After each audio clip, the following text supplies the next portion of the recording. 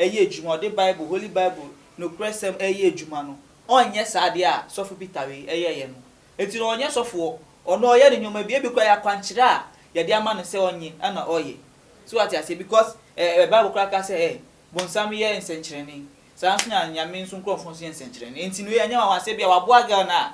unu kwan so kwan of aso de boa no unu kwan fa so de boa na afin so asofo no se ne ma me kro no de ya onim se ye ne tumi akwaji na bia ma na sa kwankyere no ye sa because I dey a normal person enye sa ye me kwan po ye yi nyame som ne ye yi ye kan se moras kra to nchen a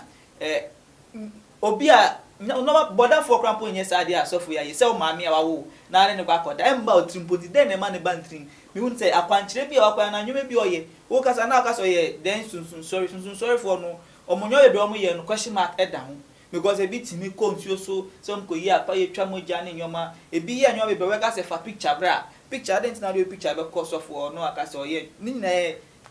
nyoma mi say omo ye akwankyere ni sa chanting ni omo incarnation is an one no more eye na say enti no mo sango for no mo dwuma bi o mo di question mark eda ho se ehwe Bible mu kra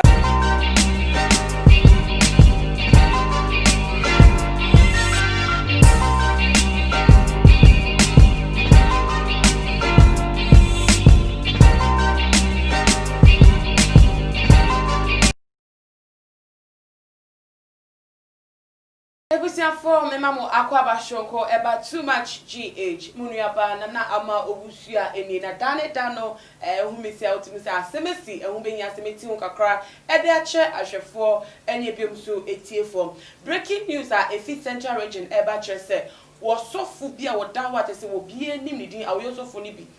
baako na nedwumedi a wadi wo ho no aye news wo ho enkofo keka ebusia for sofu way oda asori anidin ede African Faith Tabernacle Church wo gomwa ojobi central region wona nidin ede Peter Inkum a ebiem so wedi 57 years old na eye ensema abeto oyo sofu ya tesama nkofo wo ewem wo gomwa ojobi hono fo kasa tesama ahemfuni adoma no atumbi ejina osofu ni suban bi e weda ne di for 19 good years na ebusia for afi we die 2020 otumisa yakopon sheda design ma asofo de bia da osofo bi eye bibi ewe my Ghana mu ever since that 2020 e sha say na ebusia for mami nko sofo no ensemu reporter eba HSL sofo we eye Inkum Peter woni ni mami a wo no ada for the past 19 years only na have a sexual relationship na ninya age na eye ebrebi from mama na aka say num a o confess say ebrebi after eye ne papa ewuye no so for ne papa no wuye no mama no ekwo ne chance ni business you go ni papa na oti ase e no no supporting ni business you go to be ya one one wakoyo so for we ojuma tete e dey a offer be kakra nti wo de tight na ewo mu no no ati kakra nka wo mama de wo show mama nka wo ha bi enim enya asem kese bia enya strange news na so we ni mama de asem beto nanim se won mo na onedwuma mu no sika obeti ama ne mama no oye ne se na ode other girls be ye pepe o ka che ne mama se answer be ma ne sika no age ni mama no ni eni na hia ewo empaso na se aginwe bebi efi e ba ni trim se na otimi kefi no num ni nya ebisafo eye hu udwe ho kra won ti ase na no de waye sofu peni osa ya wo yo sofu bi otimi apie etete otimi bie na no e kire mu kire mama se eye sonsun mu asem ehu benya se sonsun mu no obeye na ade ebeboa ono akasa ne mama na adwuma wo ye na atese na adwuma etimi akoso nte no e no to sa adwe no edigu ni mama no etrim enma onya ne mama no ho kwan ene no eda ya atese for the past 90 years woni ni mama no ada besi sa ebrewem na de ma asem we epie ye eye bra mama no eyari atese o kampe ma atese wo ye ne ho hwe enye ye ontimi manti eye osofo we ya ameka no asem Pastor Peter Inkumoda awoyo so oyoda wo ya so ya me bon dinka ne nanu no linya ketwa Joseph Kwashi en wo ko se nko hwe ne mama wo sra ne mama nti wo mu na for hospitals e na ko eya sorry so ya hwe no wo mu hu ano se ya hwe ne de ni din tie said the baby a fear ban or so send a rent crash and woman to me empty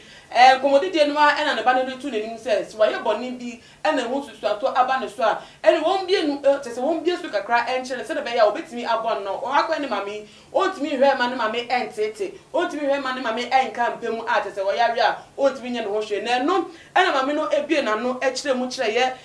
pastor no ne junior brother ne din Eddie Joseph Kwashi no watch match no catch and say ne ba no ni penny Mr. Peter Inkum no no and no na da for the past 19 years they be ada every be obeba ne nchem bia on the one country union post okosra mami o oba ne nchem bia no discover to obia age ore ne banko ansana we dan ho akom nebusafo Joseph Kwashi yes of one in your kettle or asem we no ebon tese ebon hu pa no hu dwiri no e ma tese wan ka sample mi we dinu kompo enwie e no so mi fi ho e ko ahimfie e wo gomwa ojobi honom e no ko bo ahimfo e ne mpanifo wo ahimfie honom ama ne se na ne nua peni a o ye osofo peni a wo asori no e ho a tese kromofoni a ebunu so yo sofo se na waye e ma ohinu so de egufo e fre osofo ne ba no so ye fre ne ba no ojinsanu nya etu mu se na ne nua na e be report ne pepe se for the past 19 years no woni ne mame eda na ebiemu so no wodi tu ahimfo ne nim na jitu mu no e no wo mu so e kire se eye abomination kese pa e no waye e wo kro no mu nte wo be nya se obeto edwan no obeto ho nsa na ebiemu so wodi sika kakra be kan so no betima ya amamre aprapra kronimu eyi efi a wodi abeka ho efi e honom nebusafo ye go video na omo yesa amamre no ewo mu ebusuafo me wo menua bema ebi e wa ha se ebi sinkonya edi ensem we won enkomo eni so Ch0ppəd etwan ho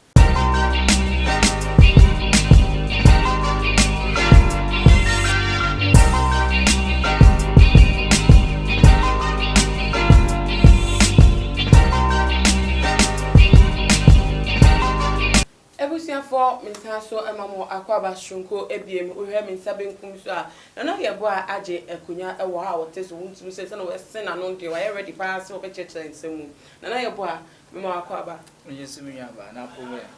ibi aboko na osofo na for 19 good years wo mami owo wo ne nada osi se asemba ye nka ye hu ka ze crowd as wa ewe uhu ne sen me da anu asi ene de na fa kunya wesu na machia too much etifo ni ahwefo nyina na fiso makase ye do ma se be ni abenyina so no ti channel hwe channel we be ni abenyina na asem we de ye hwe ni mpeni se mimi hu se ti bia che asem de sisi we mususem we gas abomination ntin sem na sisi but hu se wapsa akoye sofo no na ameni anya because say normal regular person yes I dey nim say sa nipa na bia onim nyame ana onim the right onim the morals ni say but sofo pa for 19 years why your mama treje sa 19 years mi hu dia mi e won po mi hu asempo a mi kan fast because nyan musu sempa na we sa apaya mu yi mi hu ni sa apaya de wakoye sofo na nya apaya na o si e wo so no no e de o se boni fa che kon ko to dwe nim se boni fa because apaya de nyame wa boni etia nyame ase e krom na krom so ahemfo na da kra no na ahemfo so asem si a wo mutu ejina e wo ho mo si ejina wo ho say like ye funny say we report na nwane ko hu ya na so ten nsem no we the report ne ko ma ahemfo no direct and God betu ne nim ananko be maybe obepe ho kwan dia but the ko to ahemfo enim ahemfo no so de on betime ya fa nsem no okay say ahemfo de inside in there fine but onu na nkasa ne de also nu no ho ana me hu say e be onya real pastor asofo dey say sofo din the title or they atunu ba jumedia wo di no e ma ne nyo sofo akwese senia ye ono abudi David ebi oyi bitu ne ade ade amunya asofo edin ne dom so ana mo de ye omunyoma nana waka onye osofo a na ekromu ofo a omu nim ne se oda awoyo asori African Faith Tabernacle Church. Soon sorry ana. Soon sorry aso wa me bi mu akwankyere wa bo ebi mu wo mpaebo mu. Sister you cry comment or by Gina the Empress will say, "Oh, this is unbelievable." Also for Peter Pan, I know him. He has done a lot for me. Which means say we are dancing dey cram or dey ba wa ha say. Na nkofo di ne wa dance na te say nechi. Enyema wo ye wo te say nkofo echi no. Say wono akasa ne maame a owo no. Wa to adwin bi ato ne tirim say huhum say bibi koso na enu te ehun be nya so ne beda. Na maame no so agepene ne na da for 19 good years. Won't say make us say onye sofo no em say na untimase o kwan mi so because say oya real sofo a adentina no ma me den e beda aden bible no sa na ncheche no e de man na because osofo onye sade sofo nim nyame asem na o de nyame eye ejuma o de bible holy bible no cresem eye ejuma no onye sade a sofo bitawe eye no enti no onye sofo ono oye de nyoma bi kwa ya kwankyere a ya de ama no se onye ana oye so what I say because bible cracker say bonsam ye nsenkyerene sanso nya nyame nso nkrofo so ye nsenkyerene enti no ye nya wa se bia wa boa ga na unu kwan so kwan of aso de boa no unu kwan fa so de boa na afin so asofo no se ne ma me kro no de ya onim se ye ne tumi akwaji na bia ma na sa akwanche no yes because I dey a normal person enye sa ye me kran po ye yi nyame som ne ye yi ye kan se moras kra to nchen a obi a no border for crampo nye sade asofo ya yese o maami a wawo na ne kwa koda emba otrimpoti den ne ma ne bantrin mi hu say akwankyere bi a wakwa na nwome bi oye wo kasa na kasa oye den sunsun sorry for no omonyo ye be omo ye no question mark eda ho because ebi timi ko nsuo so some ko yi apa ye twa moja ne nyoma ebi ye nyoma be we kasa fa picture bra picture den na do picture be cost of no akasa oye ni na nyoma mi say omo ye akwankyere ni sa chanting ni omo incarnation is an one no more na say enti no mo sankofo no mo dwumedi omo din question mark eda ho se ehwe bible mu crampo na Leviticus 18 verses so wo bible so wetimi ebie na o read kaka because edi na kasafa sa anyoma we hu so ne o yire da ne o nua oni e kan say o say Leviticus o ma me da onu nua da ne sa anyoma no 18 verses na read bad na nka bisa hwehwe ma me me kenkan ma me kenkan ma me na Leviticus na ahwefo nso ntibi Ubama kasabru so Leviticus 18 verse 6 no one is to approach any close relative to have sexual relations. I am the Lord. 7 also say do not dishonor your father by having sexual relations with your mother. She is your mother. Do not have relations with her. Even to Hana. Oh, to aso de keka kweti 40. Okay, 8 also say 8 also say do not have sexual relations with your father's wife. That would dishonor your father. 9 no at the end also say do not have sexual relations with your sister. Either your father's daughter or your mother's daughter, whether she was born in the same home or somewhere else. Do not have sexual relations with your son's daughter or your daughter's. Okay, tell okay. On say, see a show na Bible tia sa nyoma wi. Won, nti wo so for na se wonim na se o yes ade ya mu ni say onye so for we be di na dance keke. Ana so so for kra na question mark da ho because onye real so for so that you fake pastors wo. Won, nti make up we say onye one because na se nyoma isi nim say wonim krampo na wo hu bi what bi your fake pastors wo. Nyame nipa anya sa nyoma wi. No na me ndi wechi no but yen hwe maame yi so a woni nipa no elder for 19 good years ena o de se oba no ena o oba no ena wo ye ne nyama oba no wakotwa no ho bebi no de ba wo so a wo ena so a wo oba a wonim se wo ena no krapo den na betuma ba otim se wo ba say one na no wadi ho peni na one ne da den ne bana koye sunsun nyuma nipa no ana so akoye sofo a ye sunsun nyuma no den na ube den hu se bia wa chant wa say wa obeka say wa chame ni mame na ana say bibi ube den hu e bia wa ye ni bibia mama me na jimi ana bibi ni mame na na bia na no e confess here na how many years no confess 19 years den na went me am confess ya be pim sa na say when jampo be pim sa mre say one ne bad da sa 19 years ente bia boy na ye bibi ama ni mame na jimi ana why be osunsun abe den hu. Okay, nana from confession na ni nua Joseph no de betu Jan was say ni mame ni ka kire ne say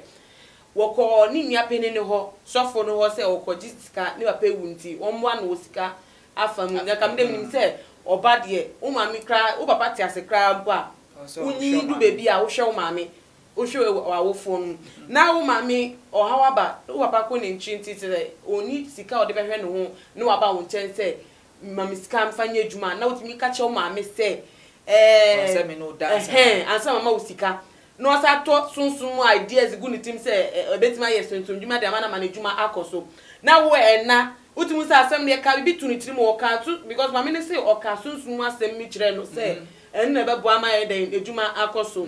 o ma ni sikani ano na sa asem no aka tu ni tirim nti onu nti no ma o ma no ho kwan e ma ne dan nti mama ne ya aware of what was happening for 19 years no adentin mo ma bonti ameka wo se meka say why mama ni bia be dem sa adwi no de tu mama no illiterate e bi oni mi hwe sa nkrasefo e bi won o sha sa no ka say obi enye normal crampa ni mama na meka ti o wo se o kasa no si wa to bibia tuntum e say meka to say onim dia waye osunsu na onim dia waye o kasa no ono onim dia obeye e bia akwankyere dia ma no se na be ya na asori ni be koso entonu kro be fa so ida so be dada mama no odi sika be dada na nyoma e si aba me no ho akyerew dia be di kra ni no aba bia ne man nyanso no wosika no aba no wono ma na wasanso osaso esofo nso no waka asa wo kasa no se de wa to bibia na ya tun that means say wa bo na adwen ye obi won say atofo difo na nye bibia na ye droso bibu a omo dada nkrofo no wo mama na se na mama no so na oni nyansa nti na akwa ne ba na timi dada no ana onu to akwasu nyoma na bi kwa yesu nyoma abeden ho ebia akwanche di ma no ne nka na bia fa bi ma na ye bi se a ebeto na onu so nyu amboa ana so se osanso o se de djuma be koso se de o se na djuma be koso se den enti anyu enyo kwan bi uka se before obeye sa ade anu onim de obeye ana se wo na no ada do bi na na masem na me bi sa no bi so bi sa o se ne din e the street nu no say it's sad. So if things had not gotten wrong with the mother, she wouldn't have confessed. Mama no say bi any day e bi onu any day e bi ani ba ne bi say ni ba no de opuma ni che ne ba enti onu so any day ntinu 90 years but me wonu say enye kwa on say bi na enye kwa esi ansa na bi be si no hunhun fe ma den ade na si dada enti no boy na nka so ni ne waye osunsun ansa no already o approach me because esunsun nyuma so ati ase esunsun nyuma enti ebusa won say eye den no bi di adanse ne free hin ena boni a sofo we di na nyame kra mfa sofo nso mfa adanse am obi because sofo no na agina asoy nenim agina ase nyame na musini enti nyame be bu obi ona mo sofo nso no aye na wa bu obi because so tete nko we shepherd out tete omba enti wo sofo no wo question mark won ho a den nyame e be free enti sofo na nkasa no me hu so onye real man of God nana me wasen bi bisa ba ansa na mama kenkan ye ebidio aba ahase nyaba Joshua so edia what about say there are so many ladies in his church but he has chosen to sleep with his mother. The country is full of false prophets, and when you talk about it, people will tag you as Antichrist. The country is going wayward. The man knows what he is doing. Also, actually, don't know who is papa ni nim de oye. So na oka ne kanono. Patricia so say end time is near. Indeed, fake pastors. Cantona for real. Also, there what they about say. I am not saying what he did was good, but you better shut up or pray for him. Ebi musu de. Ebi onu pra. O ka sambi asofo na. Mamifa and say, he who has not sinned should cast the first stone. Lord have mercy on him and forgive him. When he prays, let forgiveness come. Onusa bompaye edeman. Asemo Sandra Chum edia whatever say. Unbelievable. I can't believe it. No, who can even say something of that sort to a mother that who can say that to a mother that will convince her to allow her son to sleep with a strange world we live in indeed. We so efi a year board that was saying we can't blame the pastor too much. Some of the mothers too are among. How can your own son join you on bed even if he was forcing to sleep with you? Can't you shout the mother is a witch? E won say me si we anye normal because ode na ade na ma kwanche dem asofo bi mu obu okra no okọ ekra ne sika ne be ka so me mani ma me sika sofo bi wo sika pa ba ntimi hwe na busu ntimi hwe ne ma but obo ankrofo share nkrofo nkomu ye die nsem but enti onu abi akwanche dem ma no nti kwa be fa so de nya ma me no e no nya no obi wa sunsun nya because ade anye normal na be say yen fa e komo ne enti ansa na no ye hwe bibi wa asem sesi ada no asofo ho nsem na e trendy exposes no edosu na ensem wa epiepie mi bese mi bisa se die enema sankofo na omunim se edwuma no wo muntimi nye ehun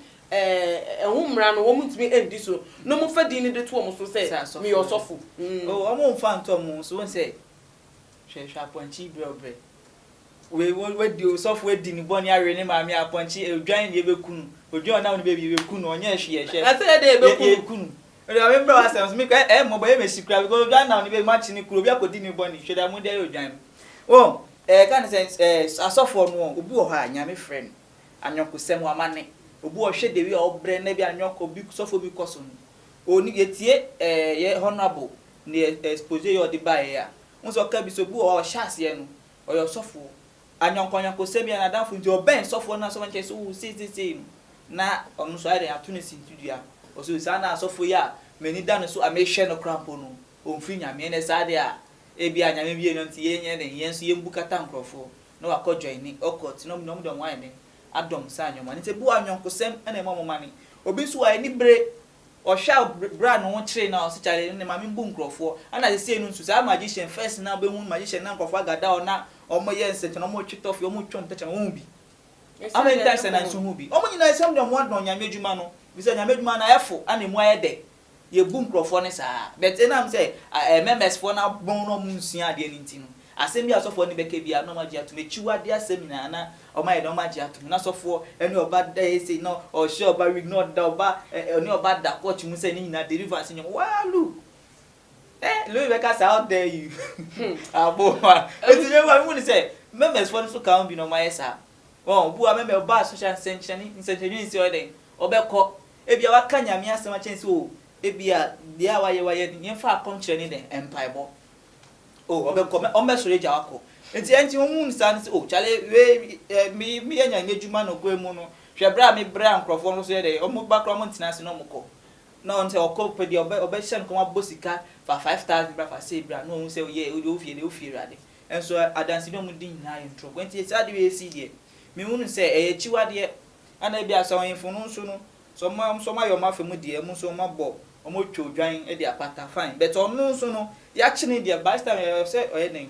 o fanyame so what you say first no for so fanyame o sre bon fa che no yen o fanyame nana minji wanu ensi bon but ebuso for e bibi minim bible mu pa but minim say Jacob ba penin Ruben onu so ye bi e fa ne papa eyere na besi ene Ruben afi ahye obi ase unhye dan ntini din ko no e ba peni ase din bia edin bo be mu krampa nka no na ese ko onji din ama ni nyan keto a Joseph ni Judah mu na be fa enunti asemwe asemu do pa so wonam sa kwa ni so bia oh se ka che se we so o hye ne bia o real sister ana real mami ana o nu nua bi intafo so taye sa de intafo mo se o mutimi wi oba ba ko omtimi omtafo taye na de mekantafo taye sa de pa bi ntafo o mo yesa o mo ye bia me hu entafo so o mo se nti bia da oba na beba no ni nwane nu na se wa ebi okra oba no mo mpe no mo we ni keke nti we ba na se wa we are so oba no ba no so ohun no ware so ati ati ntafo so nya sa de no mo ye no dani na echiwade ebusafo aha ene de enkomo no ebesi de wo so waje echo efa ensemwe ehono wo betimi e de atodwa e wo ch0ppəd ye comment section e biem so follow yen e wo Instagram @ch0ppəd_ medi edena na ama owusu a mene na ye boy ene na ye si enkonya da se na ye besan edi nhyemu biem makramu